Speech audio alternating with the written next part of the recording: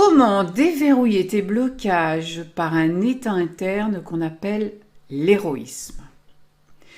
Aujourd'hui, l'art cinématographique nourrit l'imaginaire héroïque collectif. Et pour peu que les auteurs du film mettent en scène la structure universelle commune à tous les contes, qui est une structure de transmutation, de transformation, de renaissance, eh bien le spectateur s'identifie alors au héros. Mais ne serait-il pas temps de solliciter en toi le héros aujourd'hui dans le quotidien pour faire que le monde devienne meilleur? En commençant par ton monde intérieur, car c'est de l'intérieur que tout peut changer. Nous pouvons quelque chose face à la tristesse et à la violence du monde, et tu peux en être, tu peux y prendre ta place.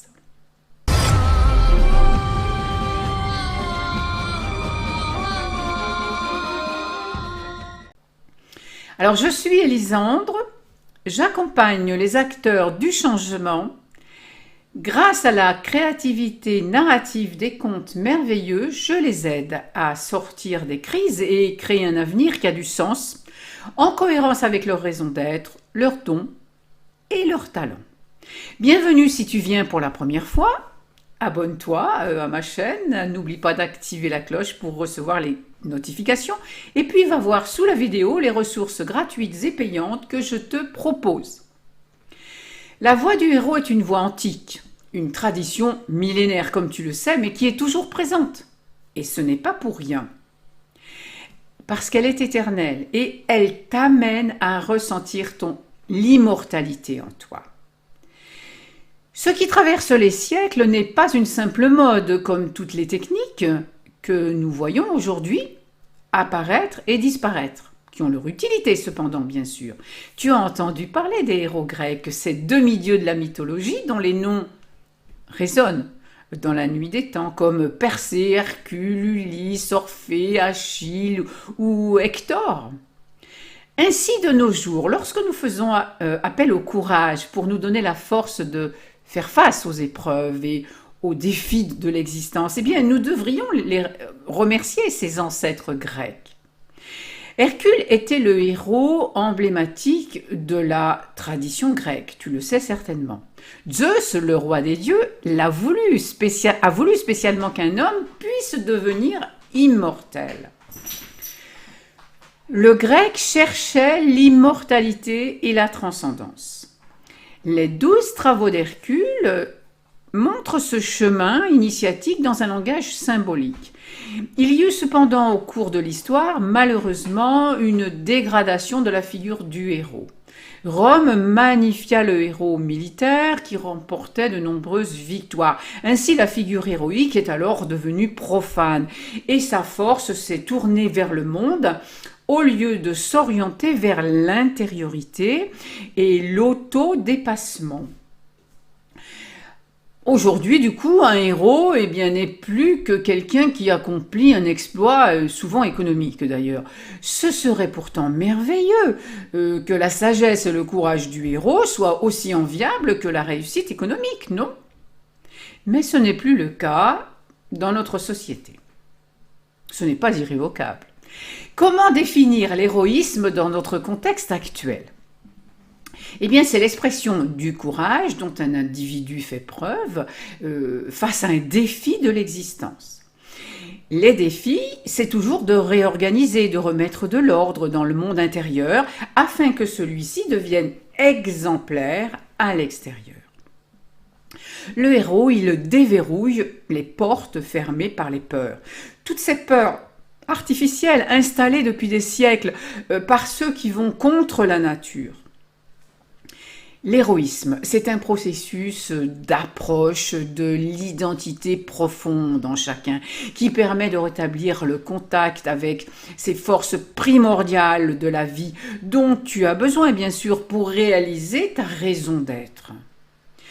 Et ce qu'on appelle les épreuves du héros, eh bien, ce sont les ouvertures du champ de réaction émotionnelle et instinctive. Quand tu te sens victime, c'est que tu n'es pas en contact avec tes forces primordiales, instinctives. Et il n'y a pas de domaine typique ou privilégié pour vivre l'héroïsme.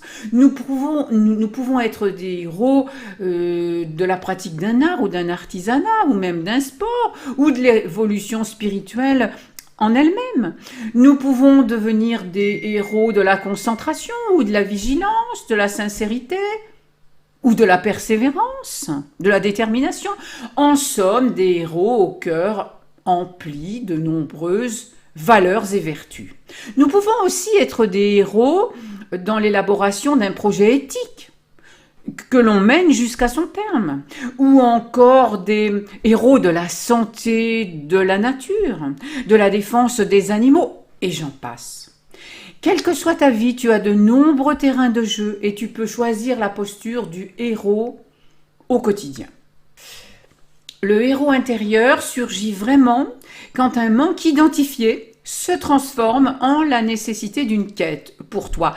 Alors rien ne semble plus fascinant ou plus important que d'aller vers l'inconnu qui appelle, qui nous appelle, qui t'appelle.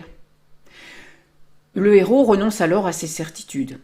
Il a confiance en sa quête car il la connaît, puisqu'il est né avec. C'est sa raison d'être, même s'il a tout oublié, bien sûr. Et alors, sa fidélité et sa foi, eh bien, consistent à fréquenter sans relâche cette connaissance au fond de lui, qui pulse, qui vibre au fond de son cœur.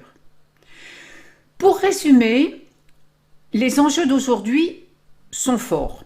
Bien que certains continuent de miser sur le pouvoir extérieur, nous pouvons constater les limites de cette prétention technologique ou scientifique.